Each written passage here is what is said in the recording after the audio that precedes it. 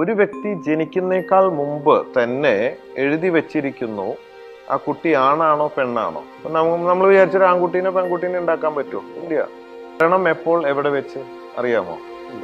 താങ്കൾക്ക് താങ്കളുടെ മരണം എപ്പോഴാണെന്ന് അറിയില്ല. ഇവിടെ നമ്മളിവിടെ ഇരിക്കുന്നു. ഇവിടെ ഒരു ഭൂമി ഒന്ന് അനങ്ങിയാൽ ചിലപ്പോൾ നമ്മൾ ഈ സെക്കൻഡിൽ അകത്തേക്ക് താഴോട്ട് കഴിഞ്ഞു. ഇതൊക്കെ നമുക്ക് കൺട്രോൾ ചെയ്യാൻ പറ്റുമോ? ഇല്ല.